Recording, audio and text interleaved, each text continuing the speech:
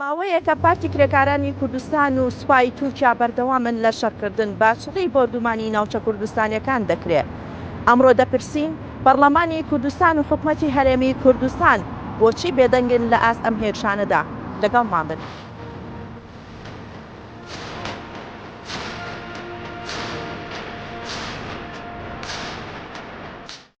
وەڵی هۆکارەکەی دەسێکی لە پشتەوەیە کە تورکیاێنێت و ئەم وڵاتی پێوێرانەکە و مڵک و ماڵی خەڵک هەموو لە ناوە باو ئەجا تەعادایکی گەورەشە بۆ سەر هەرێمی کوردستان و کە ئەمانە دەنگ ناکەنوتەوە هۆکارەکەی بۆ واگەڕێتەوە چکم ئەمانە وەکو وەکرێ گیراوێکی تورکیاوە. بەڕاستی ئەو هێرشە ناڕەوایی کە ئەکرێتە سەر باشووری کوردستان ئامانج لێی داگیرکاریەکی بەرفراوانە، داگیرکاری لە هەر بەشێکی کوردستانە ئەوێ بە تەواوی هەمووی داگیرکات چ لە ڕۆژئاوا چ لە باشووری کوردستانیش.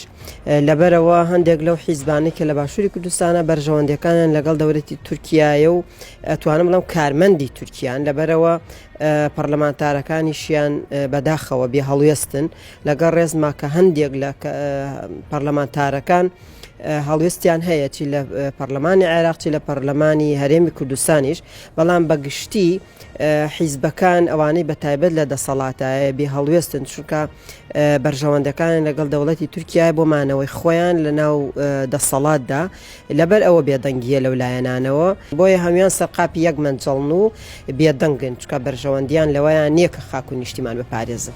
تووشا بێتە خاکەکەم یانی هاوزمانەکەی خۆم بۆ من نەبێت دوژمن بۆ من دەبێ ئەوە نابێ ئەوە بەخوشکەکەم بە هیچ شێ قبول نێ ئەوە بە کوردی من دەیڵێم بە هەموو سەکتەکان ژەڵێم بە هەموو حیزبەکانەوە یەکوتویە دامە تاداکە بۆ کوردستان ئێمەیە ئێمە لە خیرەت و شەرەفمان بێ و تادای قبول نەکەین بە عێراقیش دەگەڵاتێ منەوە خاچی ئەمە خاچی دوژمن نێ تورکیا بێتە سەر خاچی من و خاچم داگیرکە.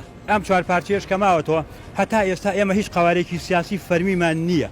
ئەوتە ئێمە خۆمان لە کوردستانی عێراق لە برسە ئەمرین خاوەنی دەوڵەمەندترین خاچین بەداخەوە کێ ئەمان بابڕێەوە ئێمە ئەزانی منەمێ بڵێم ئێمە نەتەوەیەکی بێخاوەن و نیشتیمانێکی تاڵانکراوین هەر چوار پارچەکە خاوەنی ڕاستەقینەمان نییە.